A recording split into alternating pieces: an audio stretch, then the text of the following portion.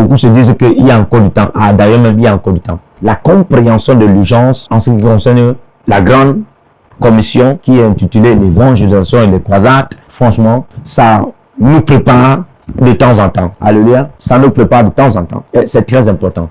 Mais en ce qui concerne Jésus, qu'est-ce que lui disait par rapport à cela? Quel était son fait de vie? Amen.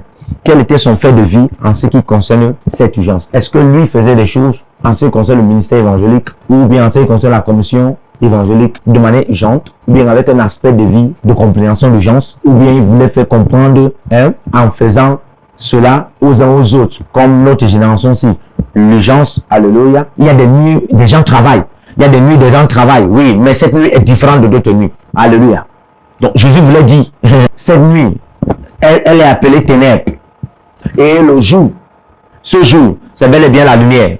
C'est la raison pour laquelle dans le verset 5, il dit pendant que je suis dans le monde, je suis la lumière du monde. Jean 7, à partir du verset 37.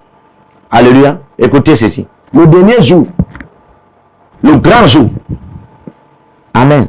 Le dernier jour, le grand jour de la fête, Jésus se tenant debout, s'écria, si quelqu'un a soif, qu'il vienne à moi et qu'il boive. État d'urgence. Les autres jours étaient là, Jésus ne s'est pas levé. Alléluia.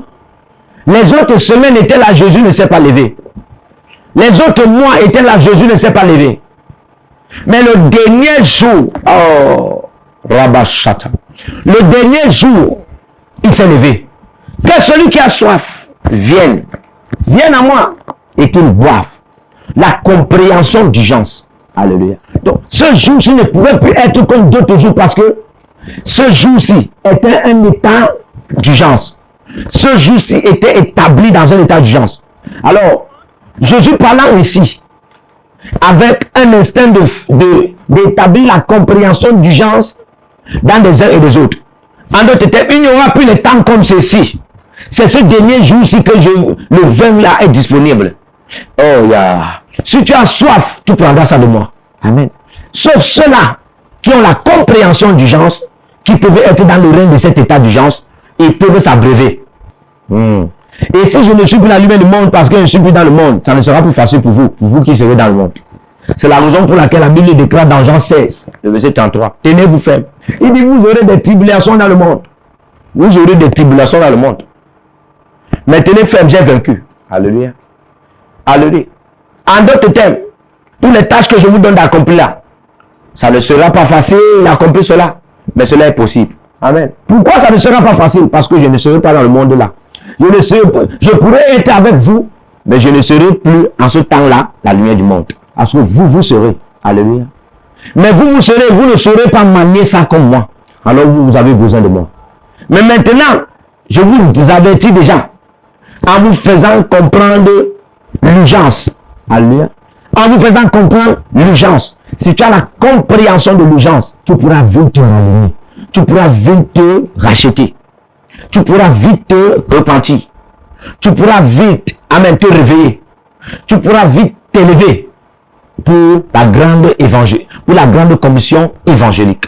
Et c'est là où je prie pour toi que si tout était venu dans ta vie et ça ne parvenait pas à te réveiller, à te relever, amen, à te repositionner, à te réaligner dans la grande commission évangélique, pendant que je prie, au nom de Jésus, la grâce de la compréhension de l'urgence tombe sur toi. La grâce de la compréhension de l'urgence tombe sur toi. Pour que tu ne gaspilles plus tes heures. Pour que tu ne gaspilles plus tes minutes. Pour que tu ne gaspilles plus tes secondes. Pour que tu ne gaspilles plus tes jours. Pour que tu ne gaspilles plus tes moments. Pour que tu ne gaspilles plus tes mois. Pour que tu ne gaspilles plus tes semaines et tes années. Au nom de Jésus. Au nom de Jésus. Au nom de Jésus. Je libère cette grâce de la compréhension d'urgence en ta faveur. Dans la grande commission évangélique. Dans l'œuvre que Dieu t'a donnée. Dans la vision que Dieu t'a donnée. On attend que tu dormes toujours. Tu ne dormiras plus. La Bible déclare dans Romains 8, verset 19.